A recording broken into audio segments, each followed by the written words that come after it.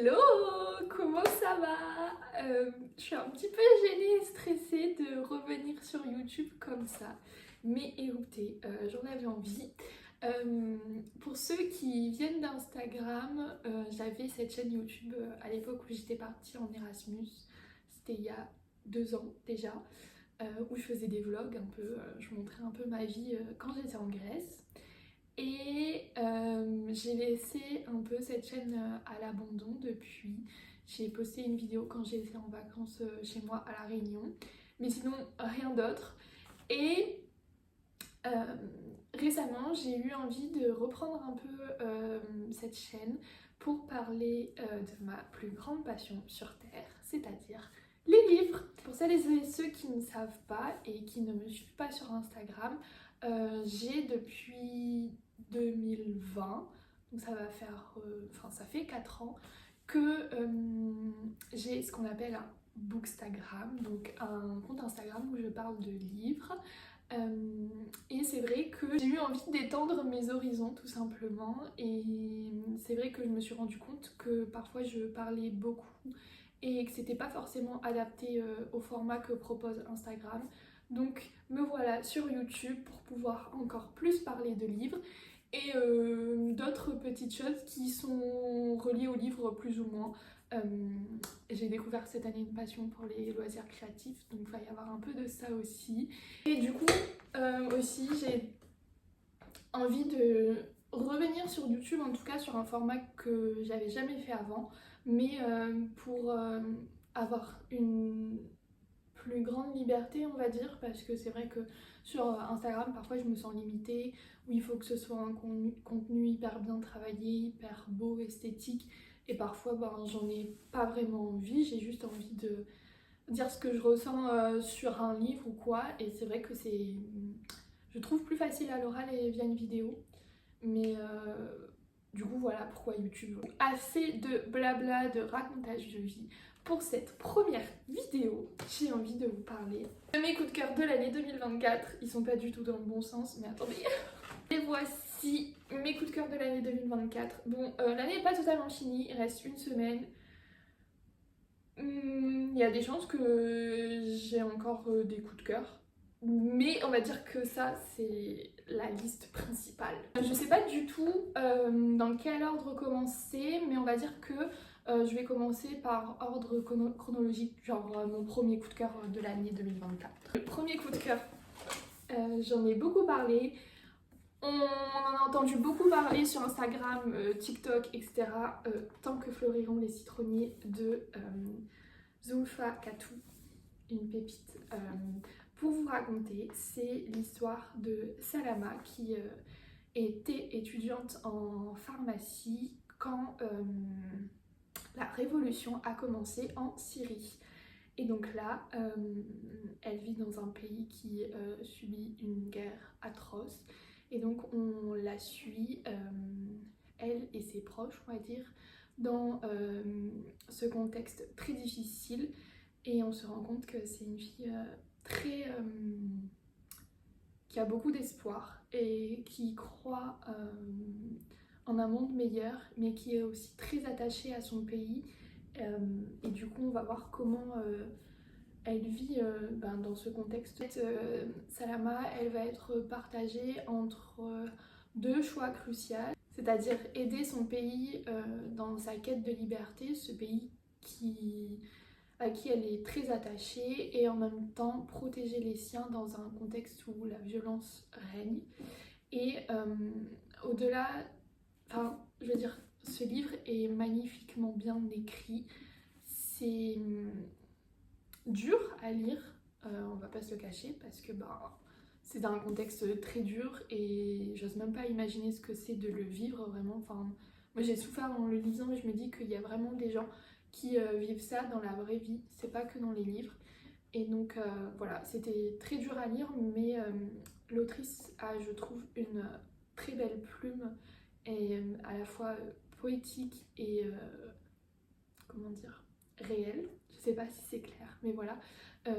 C'est en majorité pour ça que j'ai adoré ce livre, mais aussi parce que dans le contexte actuel, et je l'ai lu en début d'année 2024, et c'est encore plus vrai enfin, avec tout ce qui se passe dans le monde en Palestine et ce qui s'est passé récemment en Syrie, ça nous fait,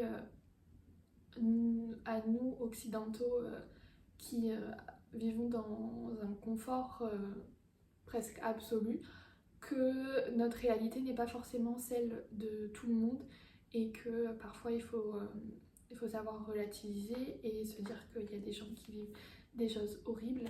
Et, euh, et voilà, c'est pour ça que je conseille ce livre. Et puis, la couverture est magnifique. Et vraiment, les larmes, beaucoup de larmes. En fait, il faut savoir une chose, j'adore les livres qui me font pleurer. Voilà. J'aime. C'est bizarre de dire ça, mais en fait, c'est l'émotion que j'aime le plus ressentir quand je lis. Voilà. Ensuite, en deuxième coup de cœur, je suis une fan de romance et cette année, j'ai eu envie de comment dire, de lire plus de livres où les minorités étaient représentées, parce que c'était aussi le sujet de mon mémoire, et de donner de la force, on va dire tout simplement, aux auteurs et autrices racisés et qui faisaient partie des minorités tout simplement, qui écrivaient des livres. Et donc, je suis tombée sur Get a Life, Chloe Brown de Talia Hibbert, qui est le premier tome d'une série de 3 tomes, il me semble. Donc, c'est à propos des 3 sœurs. Donc, celui-ci, c'est le premier tome. Je n'ai pas encore lu la suite. Et ça n'a malheureusement pas été encore traduit en français. Voilà. Donc, c'est l'histoire de Chloé, qui est une jeune femme noire atteinte d'une maladie auto-immune. Elle se rend compte qu'elle n'a jamais fait grand-chose de sa vie, et donc elle va écrire une liste de choses à faire. Et pour ça, il lui faut quelqu'un pour lui montrer, enfin elle veut faire du camping et tout, et elle n'a jamais fait de camping, et elle va se rendre compte que son voisin, Red, eh ben, il peut être celui qui l'aide à faire sa bucket list, en gros. Et donc, ça va commencer comme ça. Au début, ils se détestent un peu parce qu'ils sont voisins et tout, enfin, voilà. Et donc, on va suivre leur histoire, bien évidemment. Ils tombent amoureux, il y a des rebondissements, c'est trop mignon et c'est surtout très drôle. Ce qui est aussi très intéressant dans ce livre, c'est du coup la représentation d'une part des femmes racisées, du coup pour le coup noires, et la représentation des personnes qui sont handicapées et atteintes de maladies auto-immunes. Et il y a vraiment une représentation de ce que ça représente et les conséquences que ça a dans leur quotidien. Et du coup, c'est pour ça que je l'ai adoré. Et vu que je suis une grande fan de romance, c'était un oui tout de suite. Enfin, je l'ai commencé, je savais que j'allais l'adorer. Donc, si vous avez besoin d'une petite romance trop mignonne, mais qui à la fois aborde des sujets très importants, lisez-le. Ensuite, je ne l'ai pas avec moi, mais Racine de Lulubi, ça a été, je pense, le coup de cœur de 2024, mais aussi le coup de cœur de toute une vie, parce que c'est un roman graphique. Et en fait, il a changé ma vie. Pour vous raconter un peu, Lou Luby est une autrice réunionnaise, et dans Racine, elle raconte l'histoire de Rose, une réunionnaise qui a les cheveux bouclés, frisés, et qui a une relation un peu compliquée avec ses cheveux, et qui va faire ses études en métropole à Paris. Et on va suivre du coup l'évolution de son rapport avec ses cheveux, son acceptation, mais aussi toutes les discriminations qu'elle peut subir à cause de ses cheveux. Et c'est un roman graphique très bien documenté, il y a beaucoup de chiffres, il y a aussi beaucoup d'explications par rapport à l'esclavage, comment les femmes et les hommes esclaves prenaient soin de leurs cheveux, ce que ça voulait dire par exemple de faire des tresses à l'époque de l'esclavage.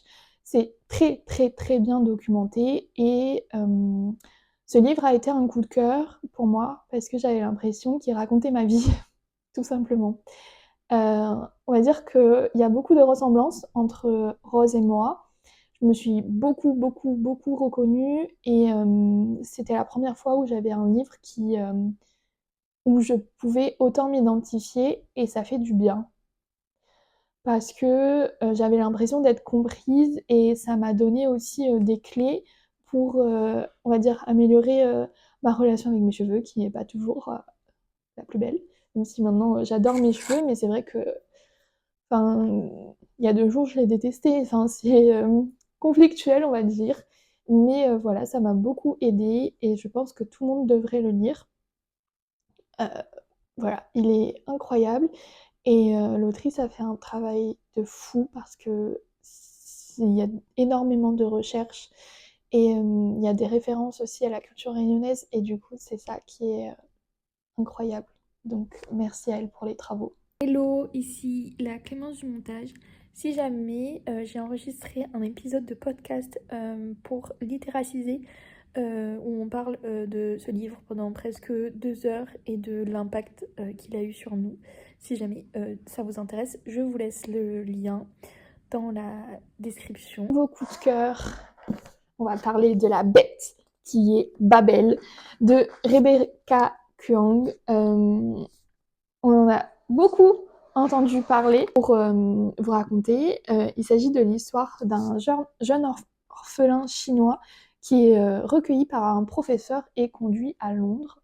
Et là-bas, il va consacrer ses journées à l'étude des langues dans l'optique d'intégrer le prestigieux Institut royal de traduction de l'université d'Oxford, plus connu sous le nom de Babel. Là-bas, il va se rendre compte que ce qu'il produit en termes de travail va conférer à l'Empire britannique une puissance, un pouvoir important sur ses colonies et sur le reste du monde en fait.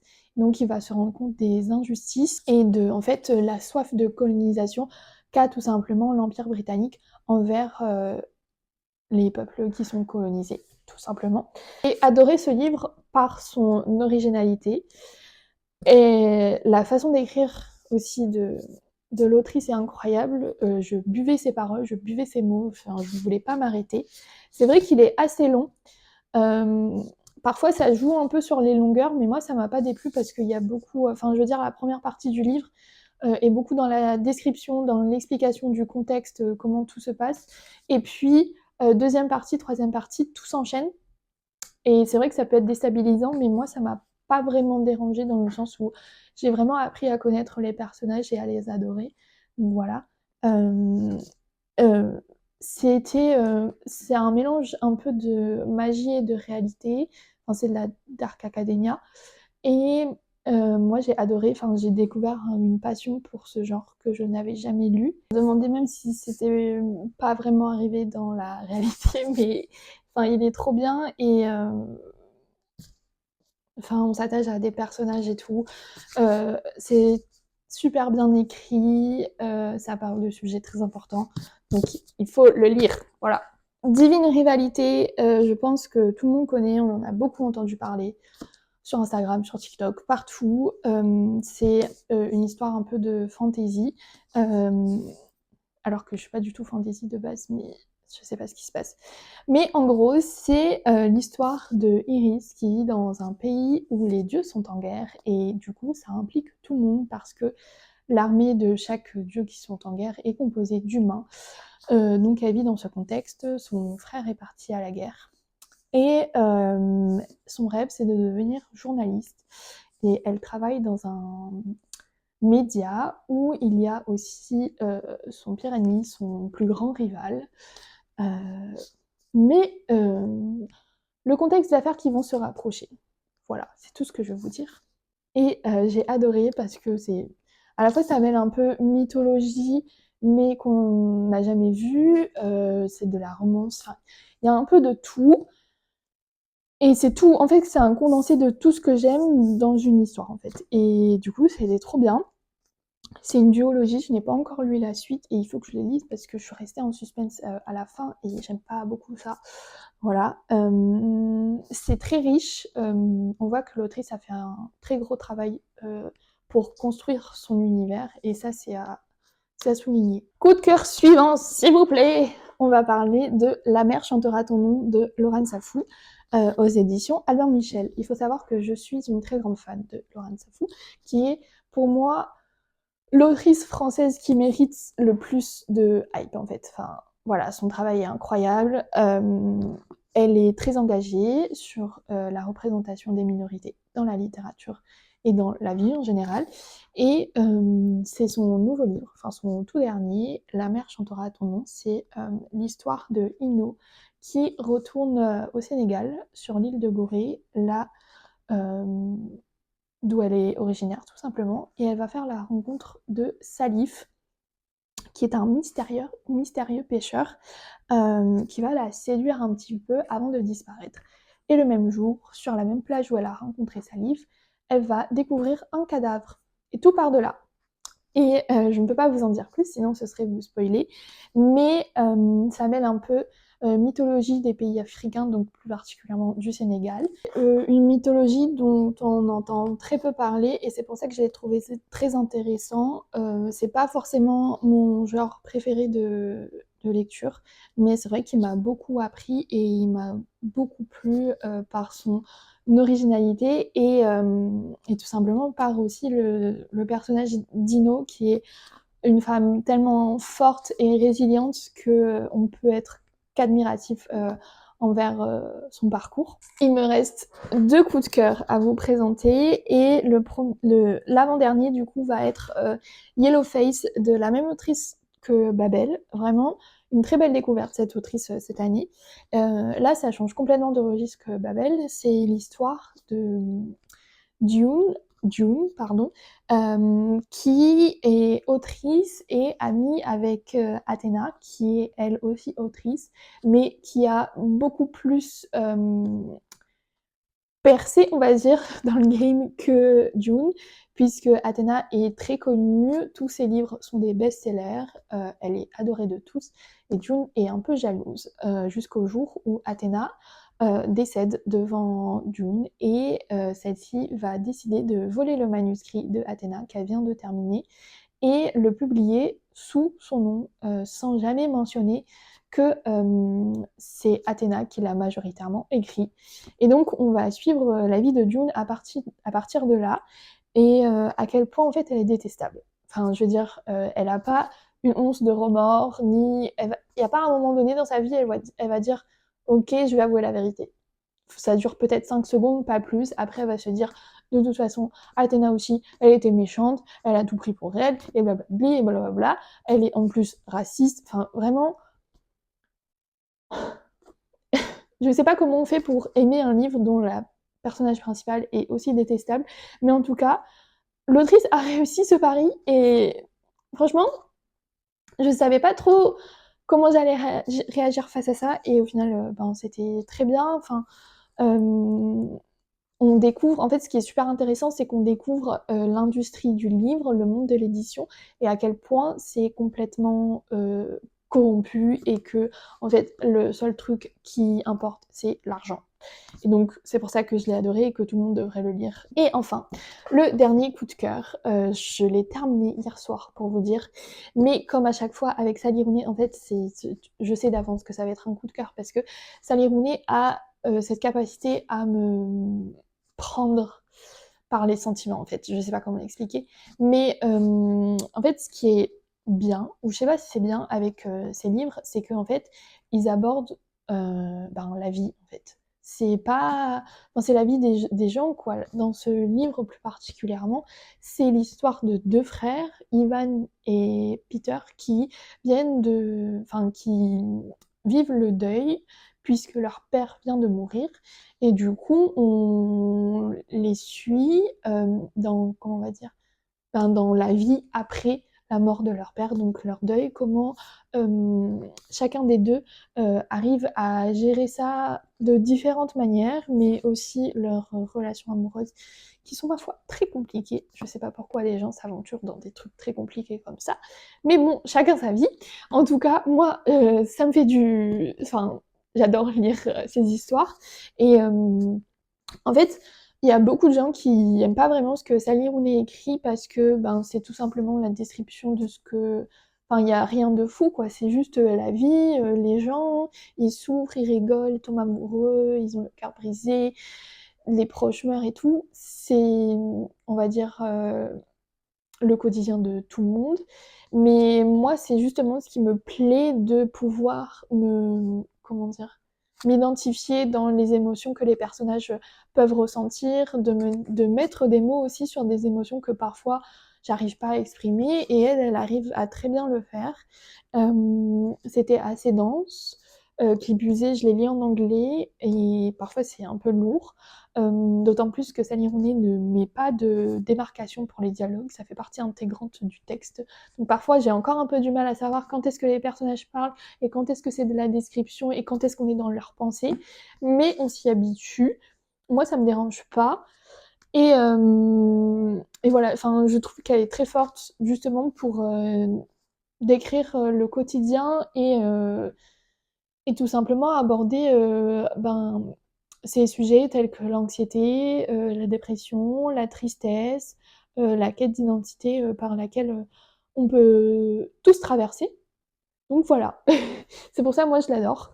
Et c'était mon dernier coup de cœur de l'année pour le moment, mais je pense que là on a déjà une bonne liste. Merci de m'avoir regardé jusque-là. N'hésitez pas à me dire ce que vous en avez pensé, si je vous ai donné envie de lire un des livres que j'ai présenté pour l'année 2025. Si c'est le cas, n'hésitez pas à me dire lequel et n'hésitez pas à me suivre sur YouTube et sur Instagram. J'essaierai d'être plutôt présente. Je ne vais pas dire régulière parce que je ne sais pas vraiment comment m'organiser encore. Mais en tout cas, j'essaierai de proposer des vidéos ici assez souvent. Et voilà, des bisous et à bientôt!